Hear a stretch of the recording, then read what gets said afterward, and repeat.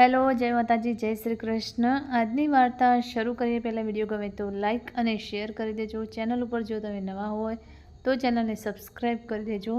તો ચાલો શરૂ કરીએ આજની વાર્તા। ભાઈ દૂજની વાર્તા। ઓરડાની બારી ખોલતા જ પવનની એક મૃદુ મધુર લહેર શરીરને સ્પર્શી ગઈ અને હવામાનમાં પરિવર્તનની વાર્તા હળવેથી કાનમાં ગુંજી ઉઠી। આકાશ ધુમ્મસની ચાદર ઓઢીને સૂઈ રહ્યું હતું। બારીની બહાર ઝાકળ અને હિબિસ્કસના ઝાડના મખમલી ટીંપા ફૂલો જાણે કે તે સૂતેલા ફૂલોને છાંટીને જગાડવાનો પ્રયાસ કરી રહી હતી। યાદોમાં મહાન શક્તિ હોય છે, તેઓ ગઈકાલને આજે પણ જીવંત રાખે છે। સૂચિ યાદોના કોરિડોરમાં ભટકતી હતી। હિબિસ્કસનું વૃક્ષ તેને ખૂબ જ વહાલું હતું। તેની માતાએ તેને આંગણામાં ખૂબ પ્રેમથી વાવ્યું હતું। તેના તેજસ્વી લાલ ફૂલો હંમેશા તેને આકર્ષિત કરે છે। મમ્મી, હું તેનું કટિંગ લઉં? કેમ, તમારા જમાઈ પણ શું કહે છે? તે તેના મા-બાપના ઘરેથી કચરો દહેજ તરીકે લાવી છે। તેના શહેરમાં મળવા માટે બહુ જ મળતું હતું, પણ તે બજારના છોડમાં તેની માતાના હાથનો સ્પર્શ, તેનો પ્રેમ, તેની આસપાસ હોવાનો અહેસાસ કેવી રીતે મેળવી શકે? મા હંમેશા કહેતી કે માના ઘરની માટી પણ સોનું છે। તે સોનું જ લાવી હતી। એ દાંડી થકી તે પોતાની ખુશી, માતાના આશીર્વાદ, તેની સાથે હોવાની લાગણી લઈને આવી હતી। જ્યારે પણ હું મારી માનું ઘર છોડીને સાસરે જતી, ત્યારે ખબર નહીં કેમ મારા મગજમાં એક જ વિચાર આવતો, મારા બાળકો સાથેના માના ઘરની યાદો, મારું બાળપણ। જો હું આ શહેરને મારા ખોળામાં લઈ લઉં તો થોડુંક, તો કદાચ હું તેનાથી અલગ થવાની પીડા અનુભવીશ। આજકાલ મને ખબર નથી કે જીવન કેમ થંભી ગયું છે। આ દિવસોમાં મને મારા મનની અંદર અને બહાર વેરવિખેર અનુભવાય છે। તે સાંજે જ તેના મામાના ઘરેથી પાછી આવી હતી। 80 કિલોમીટરની મુસાફરી પણ એક સફર છે।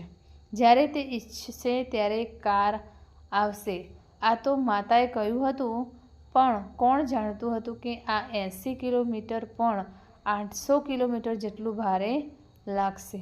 ઉત્સવના દિવસે શરીર થાકેલું અને ઘસાઈ ગયું હતું।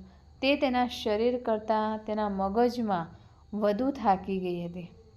કેટલીક વાર જ્યારે કોઈ વ્યક્તિ પોતાની જાતને નિયંત્રિત કરવાનું ભૂલી જાય છે, તે દુનિયાની સામે પોતાની જાતને આટલી શાંત દેખાડતી હતી, પરંતુ તે જાણતી હતી કે બહારથી શાંત દેખાવા માટે પોતાની અંદર કેટલી લડાઈ કરવી પડે છે। માતા હંમેશા કહેતી, બસ તમારી જાતને છોડશો નહીં, તો પછી કોઈ તમને હરાવી શકશે નહીં। આજ સુધી તે હંમેશા પોતાની જાત સાથે લડતી હતી। તેણે ક્યારેય પોતાની જાતને હારવા દીધી ન હતી।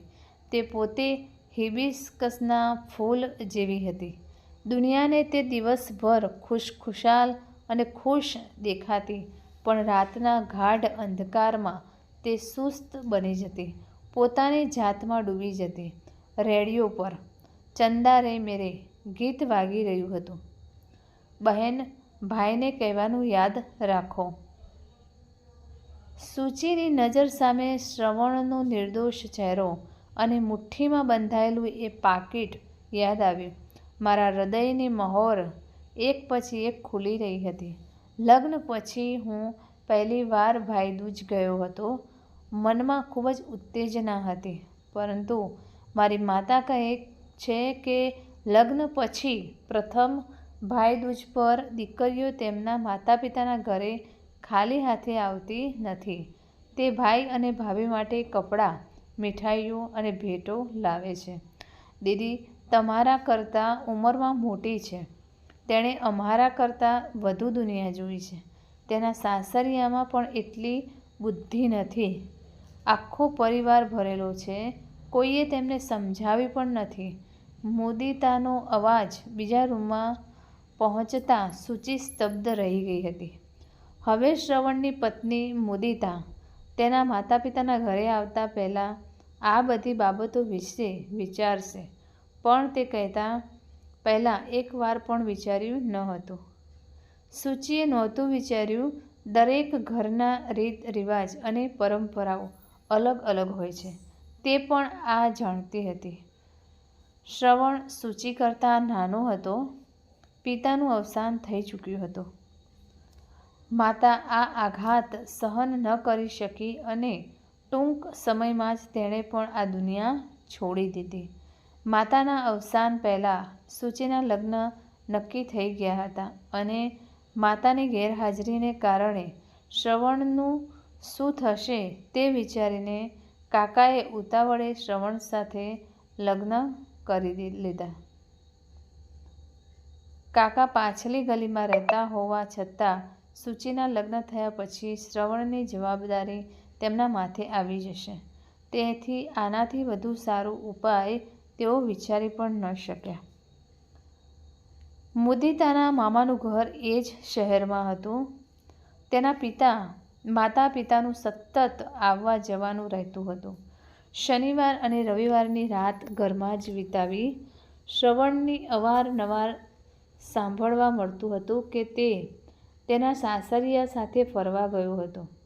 ક્યાંક સૂચિને હવે ચિંતા હતી કે શ્રવણ તેના જીવનમાં ખુશ છે, તેની જવાબદારીઓ ઓછી થઈ રહી છે, પણ તે કહેવું એટલું સરળ નથી.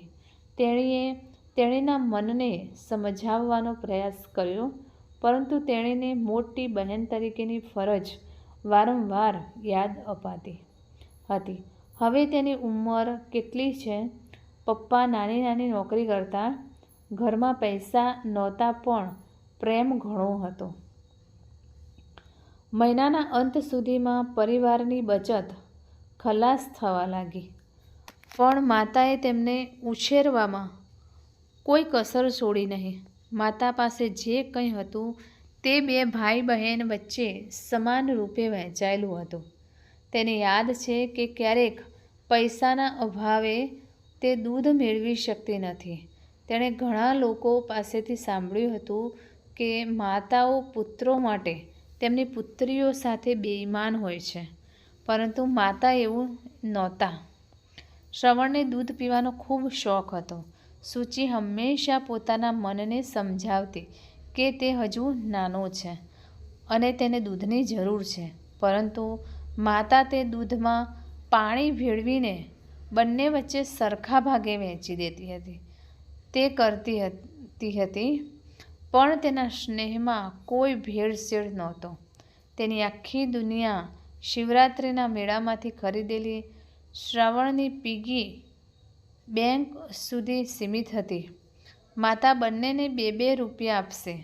સૂચિ દર વર્ષે મેળામાંથી સ્ટવનો સેટ ખરીદશે અને શ્રવણ મોઢું ફૂંકતું વાદ્ય ખરીદશે. માતા હંમેશા કહેતી, તે બહુ કંજૂસ છે, પૈસા બચાવે છે અને મૂકે છે. તે તેની પિગી બેંકમાં છે. તેને આજે પણ તે દિવસ યાદ છે. ઘરમાં એક મીઠી સુગંધ પ્રસરી હતી. મા રસોડામાં હલવો બનાવી રહી હતી. માતાને ખબર હતી કે ભાઈ અને બહેન બંનેને બજારની મીઠાઈઓ કરતાં તેમની માતાએ બનાવેલી ખીર વધુ પસંદ છે. એ દિવસે કોઈ પણ જાતના વિક્ષેપ વિના શ્રવણ સ્નાન કરીને આંગણામાં ફળિયા પર બેસી ગયો હતો. માં, તમે જુઓ, આજે તે કહ્યા વિના નાહવા બેસી ગયો, નહીંતર તું રોજ નાહવા માટે પાછળ પાછળ દોડતી રહેતી. તેને પોતાની પૂજા કરાવવાનો એટલો શોખ છે કે તે કોઈ જગ્યાનો રાજા હોય તેમ બેઠો છે. તે હજુ આંગણાનો ચોક પણ પૂરો કર્યો નથી. માં હસી પડી હતી. તે જાણતી હતી કે શ્રવણ એ પૂજા માટે નહીં પણ હલવા માટે નાહ્યો હતો. તે જાણતો હતો કે માતા પૂજા વિના હલવો નહીં આપે. ખબર નહીં કેમ તેની પણ ઈચ્છા હતી શ્રવણને એક સરસ ભેટ આપવી જોઈએ, પણ કંજૂસ હંમેશા કહે છે કે હું બહુ કમાતો નથી. આજે જ્યારે હું એનો વિચાર કરું છું ત્યારે મને હસવું આવે છે કે તે કેટલું મોટું હતું. એક નાનો છોકરો પણ કેવી રીતે પૈસા લાવતો. માતા તેના ખોળાની ગાંઠ ખોલતી અને તેની બચત શ્રવણના હાથમાં મૂકતી. આ લો અને તમારી બહેનને આપી દો. આવા ખાલી હાથ થાળીમાંથી ઉઠતા નથી. બહેનોને આપવાથી ઘરમાં સમૃદ્ધિ આવે છે. આ વસ્તુને ગાંઠમાં બાંધો. પરંતુ તે દિવસે નાનકડા શ્રવણે તેની માતા પાસેથી પૈસા ન લીધા. તેણે પિગ્ગી બેંક તોડી અને જે સિક્કા તે છેલ્લા વર્ષથી પિગ્ગી બેંકમાં સાચવતો હતો તે સૂચિના હાથમાં મૂક્યો. બહેન, હવે હું મોટો થઈ ગયો છું. આ રહ્યો તમારો નેક. તેની સાથે કંઈક સરસ ખરીદો. શ્રવણના મોઢેથી આટલા મોટા શબ્દો સાંભળીને માતાની આંખો આંસુ બની ગઈ હતી. તેને હજુ પણ એ દિવસ યાદ છે જ્યારે તેની માતા રસીકરણ કરાવવા તેના કાકાના ઘરે જતી હતી.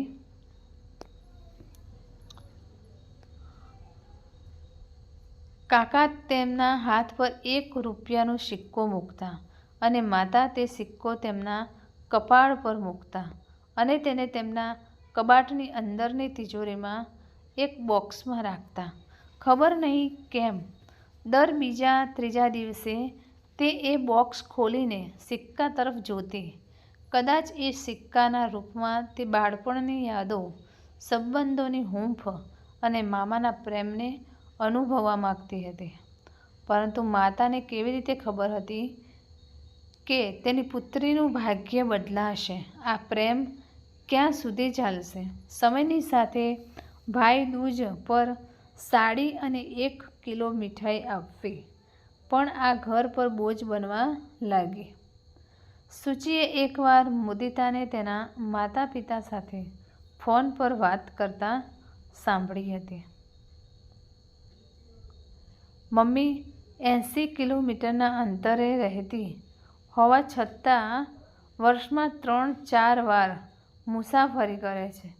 આ મોંઘવારીના જમાનામાં દર વખતે સાડી અને મીઠાઈ આપવી ક્યાં સુધી શક્ય છે?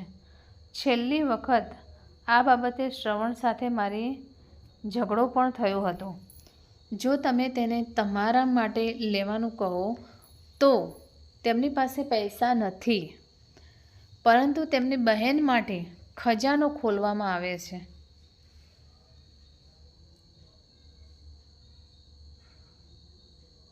તે દિવસે મને ખૂબ જ દુઃખ થતું હતું.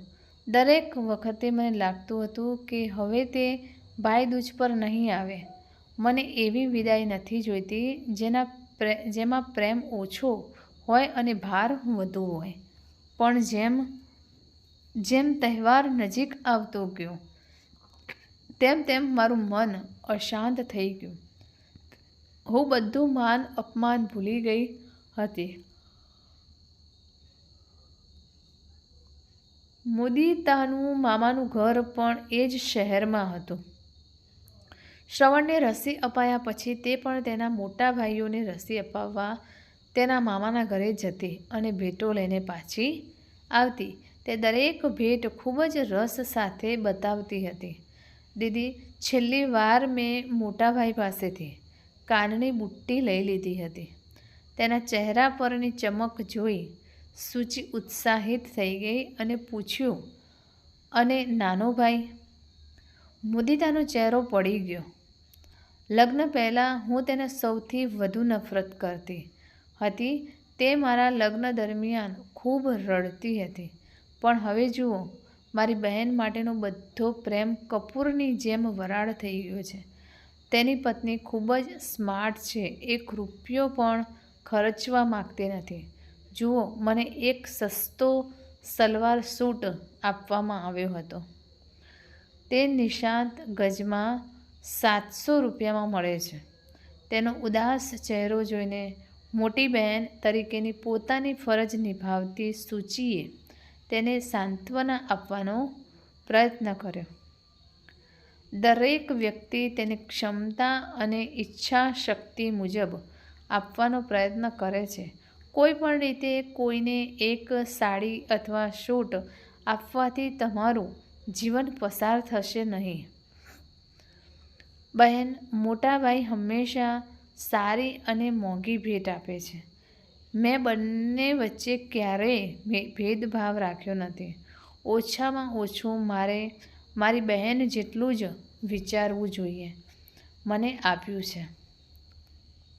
સૂચિ વિચારી રહી હતી કે આ કેવો સંબંધ છે જ્યાં એક હાથ લે છે અને બીજો આપે છે. શું આપણે એવા બાળકો છીએ જ્યાં આપણને જન્મદિવસ પર બદલામાં ભેટો મળે છે?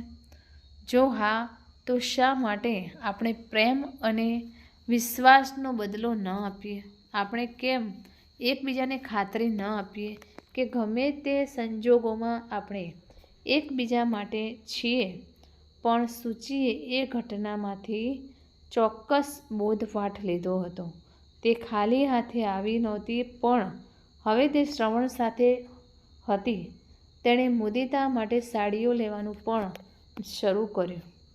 મોંઘી બ્રાન્ડેડ સાડીઓ. એ સાડી જોઈને મુદિતા બહુ ખુશ થઈ ગઈ. મુદિતાને ખુશ જોઈને સૂચિ પણ ખુશ થવાનો પ્રયત્ન કરી રહી હતી. પણ એના મનમાં એક ટેન્શન હતું. તેના ચહેરા પરની આ ખુશી જોઈને તે કિંમત ચૂકવી રહી હતી. હંમેશની જેમ સૂચિ તેના સાસરે જવા માટે તેનો સામાન કારમાં મૂકી રહી હતી અને શ્રવણ તેને બહાર મૂકવા આવ્યો હતો. ત્યારે શ્રવણ બોલ્યો, મુદિતા, રૂમમાંથી મારો મોબાઈલ લઈ આવો. એક અગત્યનો કોલ આવવાનો છે, નહીં તો તે રિંગ વાગશે. મુદિતા શ્રવણ અને સૂચિને છોડીને ઘરની અંદર ગઈ. મુદિતા જતાની સાથે જ શ્રવણે પેન્ટના ખિસ્સામાંથી નાનું પાકીટ કાઢી સૂચિના હાથમાં મૂક્યું અને પ્રેમથી કહ્યું, દીદી, તમારી પસંદગીની સાડી ખરીદો. માતા હંમેશા કહેતી કે બહેનોને આપવાથી ઘરમાં સમૃદ્ધિ આવે છે. સૂચિ આશ્ચર્યથી શ્રવણ સામે જોઈ રહી હતી. ન જાણે કેમ આજે તે એ જ સુંદર નાનકડા શ્રવણને શોર્ટ્સમાં જોઈ રહી હતી. તેણીની નાની હથેળીમાં રાખેલા પિગ્ગી બેંકના સિક્કા હવે નોટોમાં ફેરવાઈ ગયા હતા. પણ પ્રેમ હજુ પણ એવો જ નિર્મળ હતો. ખબર નહીં કેમ સૂચિની આંખો આંસુઓથી ભરાઈ આવી હતી.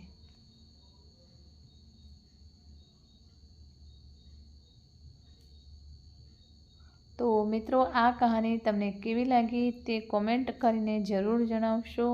ને વિડીયો પસંદ આવ્યો હોય તો લાઈક અને શેર કરી દેજો. ચેનલ ઉપર જો તમે નવા હોય તો ચેનલને સબસ્ક્રાઈબ કરી દેજો.